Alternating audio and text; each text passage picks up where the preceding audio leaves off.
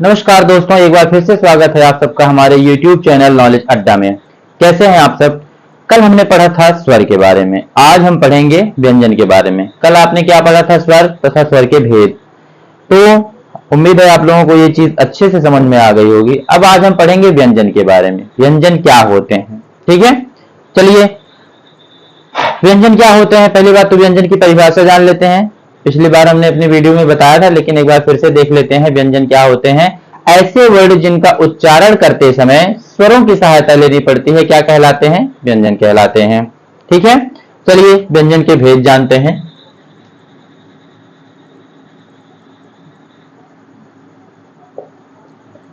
व्यंजन के भेद, व्यंजन के भी मुख्यतः तीन भेद होते हैं। कौन कौन से, चलिए जानते हैं। पहला है स्पर्श व्यंजन। क्या है, स्पर्श व्यंजन। स्पर्श व्यंजन क्या होते हैं, जैसा कि नाम से ही पता चल रहा है, स्पर्श व्यंजन मतलब स्पर्श मतलब होता है छूना। चलिए अब इसकी परिभाषा जानते हैं, बहुत अच्छे से समझ में आ जाएगा आपके। स्पर्श व्यंजन क्या होते हैं, ऐसे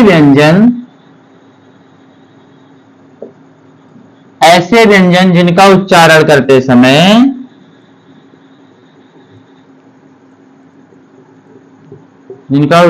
करते समय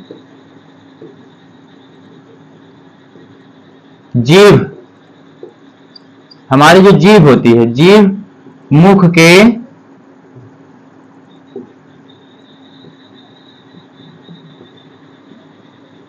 अलग अलग स्थानों को स्पर्श करती है। ठीक है, अलग अलग स्थानों को स्पर्श करती है,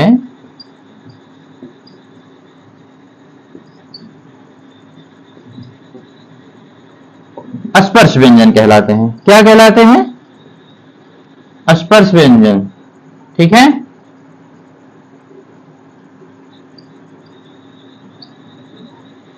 स्पर्श व्यंजन कहलाते हैं। ठीक है, ऐसे व्यंजन जिनका उच्चारण करते समय हमारी जो जीभ होती है वो हमारे मुख के अलग अलग स्थानों को क्या करती है, छूती है, तो उसे क्या कहते हैं, स्पर्श व्यंजन कहते हैं। आई बात समझ में। अब चलिए देखते हैं स्पर्श व्यंजन कौन कौन से होते हैं। चलिए, वैसे तो स्पर्श व्यंजनों की संख्या कितनी होती है,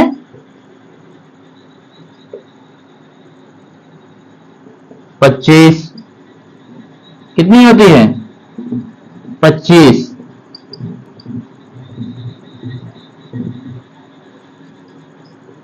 कौन कौन से, तो चलिए जानते हैं।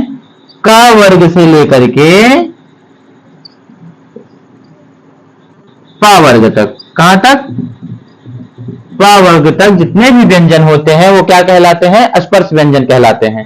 का वर्ग मतलब, जैसा कि पिछली वीडियो में जानते ही हैं आप, का वर्ग मतलब क ख ग घ ङ च छ ज झ य त ठ ड ढ ड़ त थ द ध न और प फ ब भ म।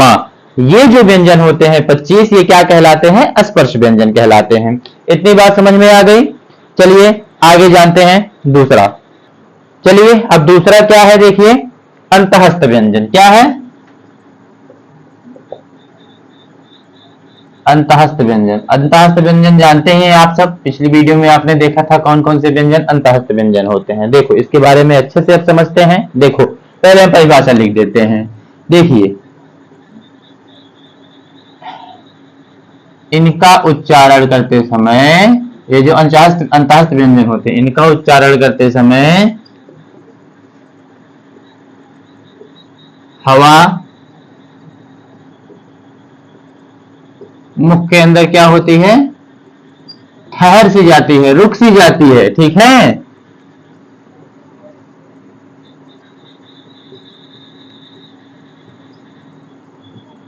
हवा मुख के अंदर ठहर सी जाती है। ठीक है, इन व्यंजनों का उच्चारण करते समय जो हमारी मतलब हमारे मुख से जो हवा निकलती है वो क्या करती है, हमारे मुख के अंदर जैसे रुक सी जाती है। तो ये जो व्यंजन होते हैं ये क्या कहलाते हैं, अंतःस्थ व्यंजन कहलाते हैं। इसमें थोड़ा सा एक बात और समझिए। देखिए, इनका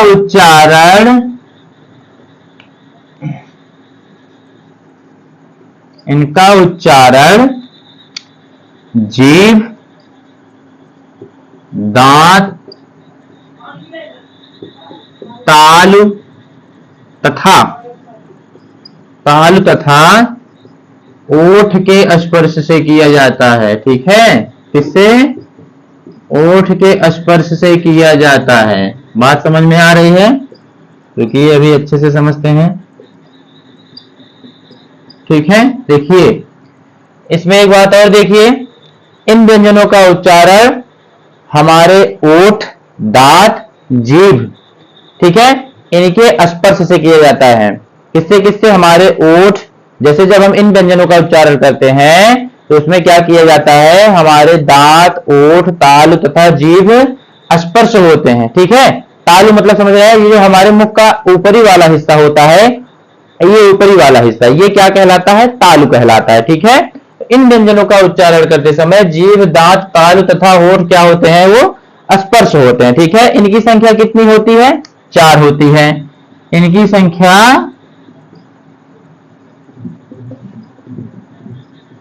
इनकी संख्या 4 होती है। ठीक है, कौन कौन से? अब बात देखिए, अंतःस्थ व्यंजन जानते तो होंगे, या पिछली वीडियो में मैंने बताया था, फिर से बता दे रहे हैं कौन कौन से। या, रा, ला और वा। ठीक है, ये जो चारों व्यंजन होते हैं ये क्या होते हैं? अंतःस्थ व्यंजन होते हैं। कौन से व्यंजन होते हैं? अंतःस्थ व्यंजन होते हैं। इतना समझ में आ गया। चलिए अब तीसरे के बारे में समझते हैं। तीसरा प्रकार है ऊष्म व्यंजन। क्या है? ऊष्म व्यंजन। ठीक है, ऊष्म व्यंजन का मतलब समझ लीजिए। ऊष्म का मतलब क्या होता है? गर्म। क्या होता है? गर्म। चलिए पहले इसका देखिए, इन व्यंजनों के उच्चारण में इन व्यंजनों के उच्चारण में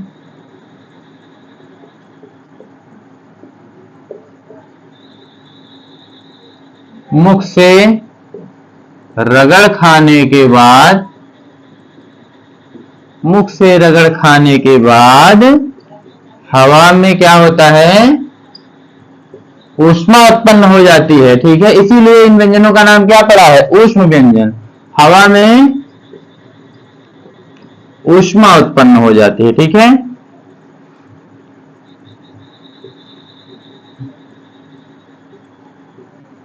ठीक है। अब देखिए, पहली बात ये जान लीजिए, जब भी हम कोई व्यंजन या फिर कोई स्वर जब भी हम उच्चारण करते हैं तो हमारे मुख से क्या निकलती है? हवा निकलती है कि नहीं? तो देखिए, इसी हवा का खेल है सब। अब देखिए, जब हम ऊष्म व्यंजनों का उच्चारण करते हैं, हमने पहले ही बताया था कि ऊष्म मतलब क्या होता है? गर्म।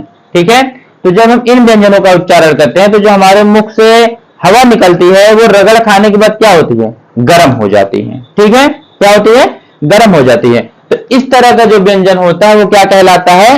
ऊष्म व्यंजन कहलाता है। इनकी भी संख्या कितनी होती है? 4 होती है। ठीक है, देखिए ध्यान दीजिएगा, इनकी भी संख्या कितनी होती है?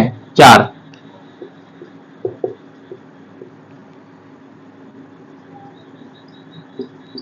इनकी भी संख्या 4 होती है। कौन कौन से? श, श, स और हा। एक बार आप बोल करके देखिए, श, श, स और ह। ठीक है, आप देखेंगे हवा कहीं ना कहीं क्या है? गर्म सी निकल रही है कि नहीं? तो ये जो व्यंजन होते हैं ये क्या कहलाते हैं? ऊष्म व्यंजन कहलाते हैं। ठीक है, अब चलिए एक चीज और बता देते हैं। इसी में एक छोटा सा पॉइंट है लेकिन समझने वाला बहुत जरूरी पॉइंट है। चलिए आगे देखते हैं। अब देखिए, एक और आता है संयुक्त व्यंजन। इसके बारे में हमने आपको पहले ही वीडियो में बता दिया है, लेकिन एक बार फिर से देख लीजिए, रिवाइज हो जाए। क्या है? संयुक्त व्यंजन। क्या है? संयुक्त व्यंजन। ठीक है, अब संयुक्त का मतलब क्या होता है? मिला हुआ। ठीक है, संयुक्त का मतलब क्या होता है? मिला हुआ। चलिए इसके बारे में जानते हैं। देखिए, एक से अधिक, पहले जान लीजिए, एक से अधिक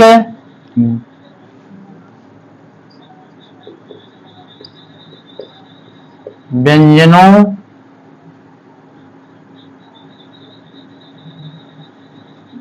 के मेल से बने हुए व्यंजन को क्या कहते हैं? संयुक्त व्यंजन कहते हैं। क्या कहते हैं?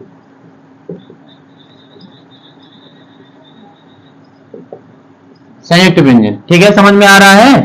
क्या कहते हैं? संयुक्त व्यंजन कहते हैं। एक से अधिक व्यंजनों के मेल से बने हुए व्यंजन को क्या कहते हैं? संयुक्त व्यंजन कहते हैं। संयुक्त का मतलब ही होता है मिला हुआ। ठीक है, तो एक से अधिक जो व्यंजन होते हैं उनके मेल से जो व्यंजन बनते हैं वो क्या कहलाते हैं? संयुक्त व्यंजन कहलाते हैं। इनकी भी संख्या 4 होती है। देखिए, इनकी संख्या भी कितनी होती है? 4।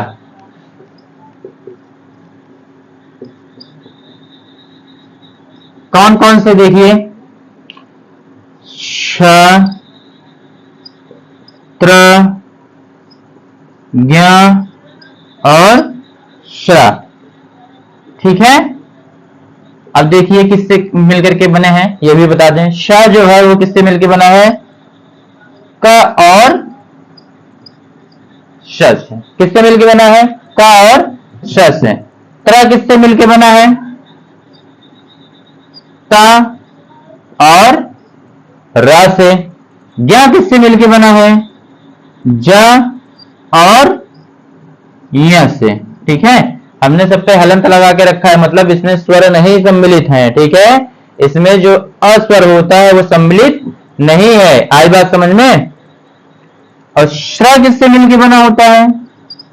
श और र से। ठीक है, ये हो गए आपके संयुक्त व्यंजन। ठीक है, चलिए उम्मीद करते हैं ये चीजें आपको समझ में आई होंगी। जो चीजें आपको समझ में नहीं आए वो आप कमेंट करके पूछ सकते हैं। बाकी जो है, अगर हमारी वीडियो पसंद आई, हमारा पढ़ाया हुआ समझ में आता है, तो आप लाइक करिए, शेयर करिए और सब्सक्राइब करिए। मिलते हैं अगली वीडियो में। धन्यवाद।